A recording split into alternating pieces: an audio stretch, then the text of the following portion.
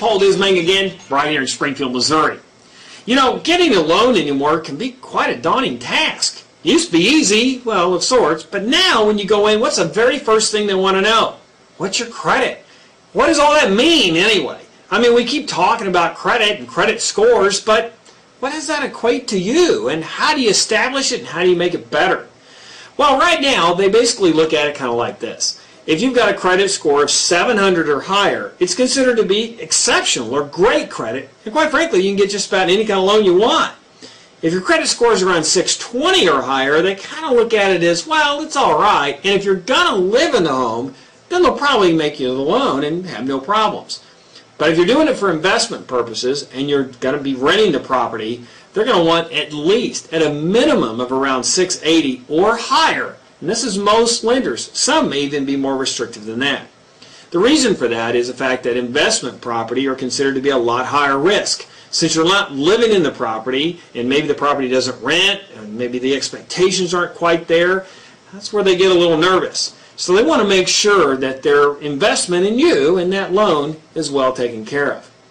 Now, if your credit score isn't that good, and yet you still want to get a loan, how do you reestablish it?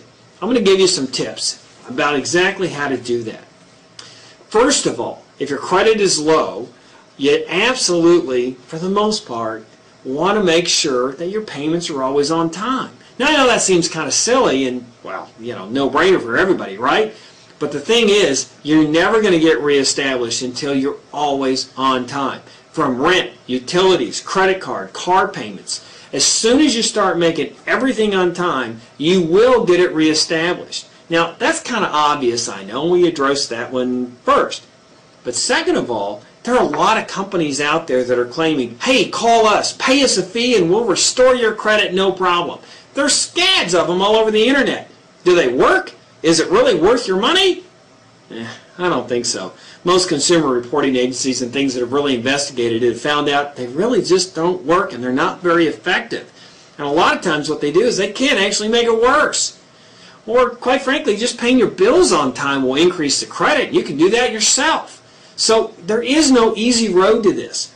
You can't just pay a fee and all of a sudden the numbers get better just like that, especially if you've got, you know, bad credit, collections, and bankruptcies, things of that sort. It's going to take time. But you can do it. You just got to stay the course. A couple things you can do also is, for example, you can have auto deductions of your payments out of your paycheck, so you never miss a payment. You can set that up with your lender or your bank where they automatically deduct it so you know it's always on time and you don't have to worry about it. You can consolidate high-interest type loans. If you've got several credit cards out there or several loans, you can consolidate those potentially into a little bit lower rate, which will make it a little bit easier on the payment. And in addition to that, you can keep it on time. That's a real important thing.